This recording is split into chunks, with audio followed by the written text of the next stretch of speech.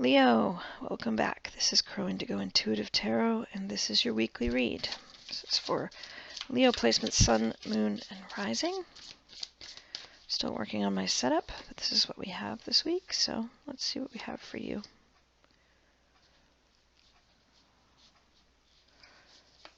You're very sharp this week. Your mind is working quite well. You're feeling sort of a mastery of your analytical skills, really kicking in this week. You may be needing to consult someone who is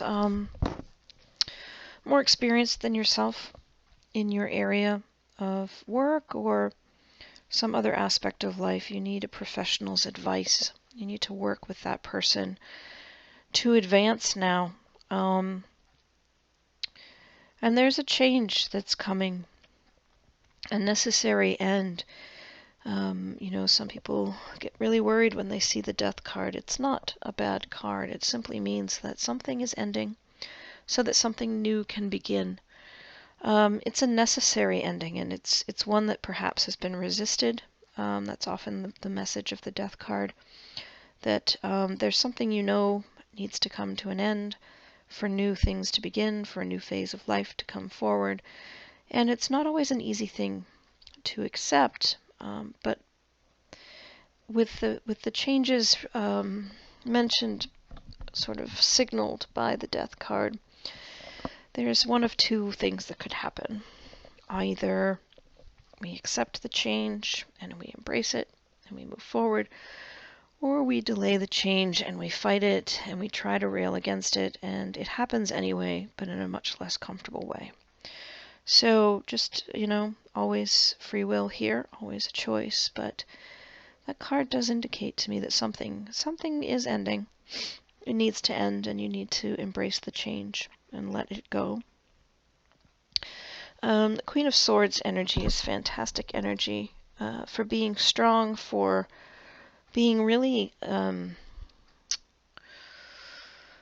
analytical and just very much to the point. The Queen of Swords energy doesn't pull punches, says it like it is sometimes cold and cutting, but not in a cruel way, just simply very direct, very much based in truth.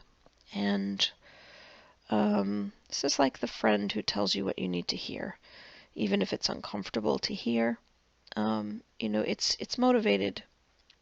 This truth-telling that can be a bit blunt is motivated by love and care.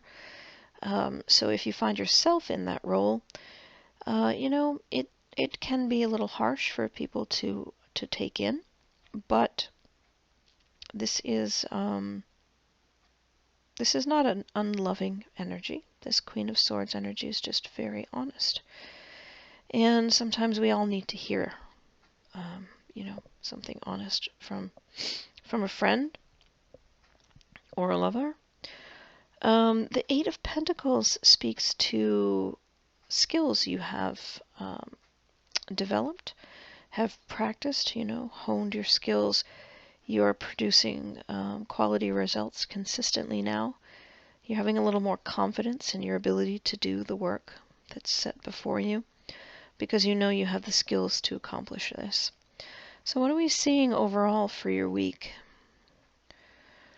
There's a real focus on truth. The King and the Queen of Swords both here, speaking to really strong intellectual ability, really just kind of like, not justice, but the swords are sort of linked with the Justice card. There's a balancing here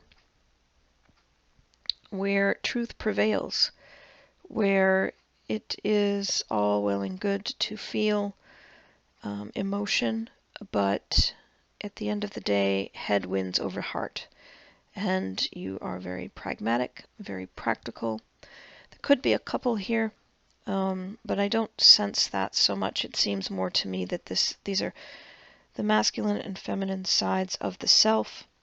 Both are aligned presently this week in handling life from the head, not the heart. You know, I don't see, what we see here are, you know, very strong thinking-based energy and material comfort, financial stability. The focus there is really on the very pragmatic approach to life and securing the resources you need to be stable, materially well off, finding the connections you need to help you develop your skills further. And there's that change. The change could be related to work. You could be changing jobs, or the change could be related to, you know, a relationship where your head needs to prevail over your heart. Yeah, I think that's what I have for you this week. I hope you have a great week, and I thank you for supporting the channel.